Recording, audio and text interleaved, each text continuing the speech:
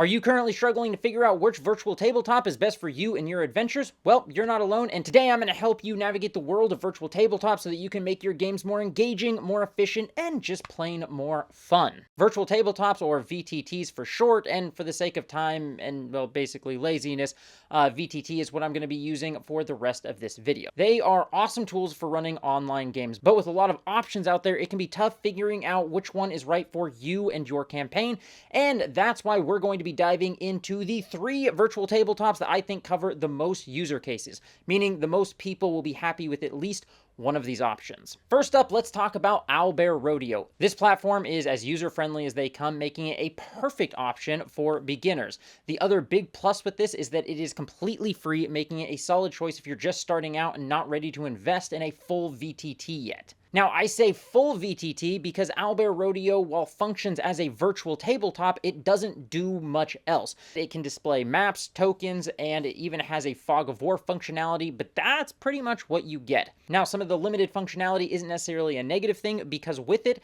it is the easiest VTT to learn, and again, it is as free as hitting the like button, and so that alone will win a lot of people over. And it's a great option for handling homebrew systems or very niche systems that you can't find on the more popular VTTs because it doesn't handle any of the character sheets or the mechanics. It's just a virtual tabletop. Next on our list is Foundry VTT. If you're willing to tackle a steeper learning curve for the sake of unparalleled flexibility, Foundry might be the VTT for you. It's also the cheapest option for a full VTT, as you only have to pay $50 once and you own it forever. And it's still regularly maintained and updated. Foundry is probably my favorite option on the list. It's greatly supported by its community because anyone can create mods or their own systems for it, giving it an insane amount of flexibility. So for example, Cairn, which is not as well known and kind of a newer system that I've been playing and enjoying recently, it is on Foundry because the creator of it also made it for Foundry. You can't find it anywhere on Roll20. And I should also mention, you even have options as to how you want to host it, whether it's from your local machine or if you find some cloud hosting options such as the Ford or Oracle Cloud Hosting, which is what I'm currently using. It's completely free and super awesome, but it is pretty complicated to set up. Oracle Cloud Hosting functioning really well and being completely free but a little complicated to set up leads me to some of the negatives that I need to mention. With all the flexibility and customization brings with it the steepest learning curve. There are decent odds if you're hosting it from your local machine, at some point there is going to be a time where you can't get people to connect to your server and you're going to need to mess with your port forwarding and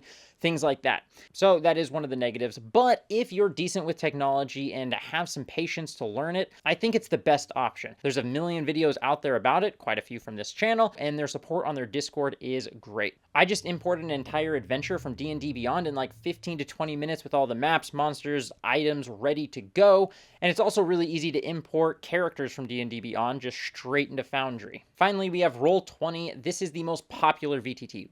While being the most expensive option on my list, it offers a great balance between ease of use and flexibility. Now, some people might not realize that Roll20 is the most expensive option, but just to break things down really quick, here's their pricing plan. If you're going to DM, you have to at least get the plus option, but then you don't get custom character sheets, and so it's really not a great option. It may work for some people, but the vast majorities of DMs are going to pick the pro option, which is going to be about $100 a year, and that's if you pay upfront for the entire year. If you're going to pay month by month, you're throwing another $20 a year on there. And so after just 1 year, you've already paid twice as much for Roll20 as you have for Foundry. And most people play longer than a year. If you were to play for 2 years, now you've spent $200 opposed to the $50 that you spent for Foundry. Now that's some pretty basic math, but there is something else to keep in mind with the cost of Roll20 is that it doesn't integrate super well with other things like D&D Beyond and all the books you want to use you'll be buying in Roll20. They do now have sales and bundles and things like that in Roll20, but it's still on average a bit more expensive than what you're going to be spending on D&D Beyond, and you'll only be able to use it in Roll20. So if you later decide to switch to a new VTT, you'll need to buy all of those books again. It's also not the best reading experience trying to read through books that you've bought in Roll20, but you kind of can do it. On the flip side, with Foundry, you can just buy them in D&D Beyond and import them in. And so many VTTs and different tools integrate with D&D Beyond. So for the most part, if you own digital D&D books, that's likely where you're going to want to have them. Now, I'm not saying that Roll20 is bad. It's just the most expensive options. A bonus to Roll20 is when you buy an adventure on there, it's ready to play immediately.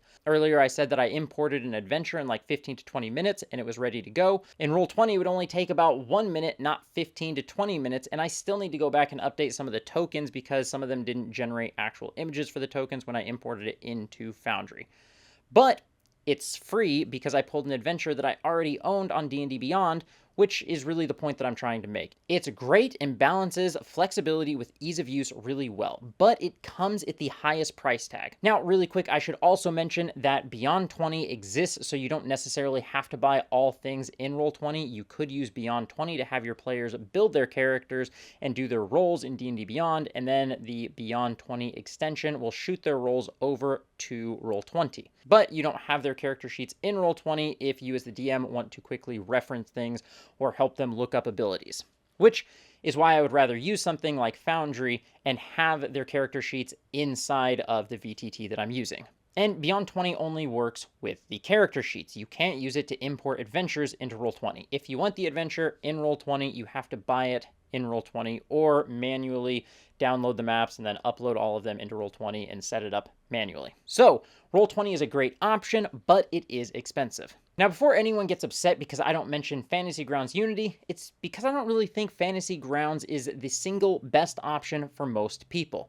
It's triple the price of Foundry, and I don't think it comes with triple the functionality or ease of use or really any of that. Now, I should say I've never used Fantasy Grounds, so my understanding of it is based on what I've heard from other people, and I just haven't heard enough good things to merit the $150 price tag to buy it and test it out myself. But hey, maybe I'm wrong. Maybe it's just amazing and I'm just completely sleeping on it. I don't know. But if you're still confused as to what VTT you should be using, essentially, in my opinion, if you don't have the budget to dump into a full VTT, or you want something that's super, super easy to use, and you're really just looking for something to display a map because you already have a method for character sheets, or you're running a homebrew system, Owlbear Rodeo is almost certainly the best pick for you. It is, in my opinion, the best free VTT, and it just is so easy to use. You can use it from your phone, and I actually did a whole video talking about it and showing you what it can do and how to use it, which I'll link in this video if you are interested in trying that one out. Now, if money is still somewhat of a hindrance, but you do have some to invest into your hobby, and you have a bit of time and you like tinkering and really getting the most out of your tech and your tools, and you really want to try and use technology to bring your games to life, Foundry is probably the option for you. Now, what people should buy Roll20? If you are a busy person, you like VTTs, you want the full VTT experience, but you don't want to put a lot of work into setting things up, you just want to download a module and run it, or setting up your own server and looking for mods, it seems like a daunting task, and you have the budget to invest into your hobby, then Roll20 is a great option for you.